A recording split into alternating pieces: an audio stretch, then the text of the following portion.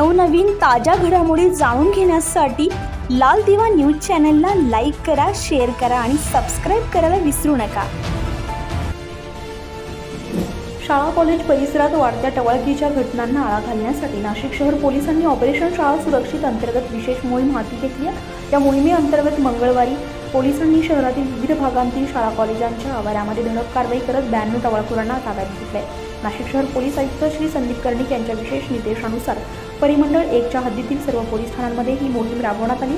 सकाळी 11:30 ते दुपारी 2 या वेळेत पोलीस अधिकारी आणि कर्मचाऱ्यांच्या पथकांनी शाळा कॉलेजांच्या परिसरामध्ये तपासणी मोहीम राबवली आहे। या दरम्यान विनाकारण फिरणारे, स्टंटबाजी करणारे, तीक्ष्ण शस्त्र बाळगणारे आणि मुलींची छेडछाड करणारे टवाळखोर इसम पोलिसांच्या तावडीत सापडले। या कारवाईमध्ये पोलिसांनी एकूण 92 जणांना ताब्यात घेतलं असून त्यांच्या विरुद्ध संबंधित कलमानुसार गुन्हे दाखल करण्यात आले आहेत। या कारवाईमध्ये दामिनी पथकातील महिला पोलिसांनीही सहभाग घेतला। याशिवाय पोलिसांनी शाळा कॉलेजांच्या मुख्याध्यापकांशी संपर्क साधून त्यांना सुरक्षेसंदर्भात मार्गदर्शन केले।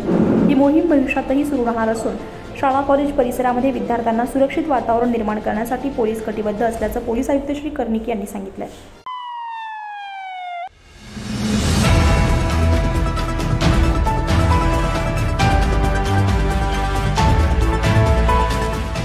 नवनवीन ताज्या घडामोडी जाणून घेण्यासाठी लाल दिवा न्यूज चॅनलला लाईक करा, शेअर करा आणि सबस्क्राइब करायला विसरू नका।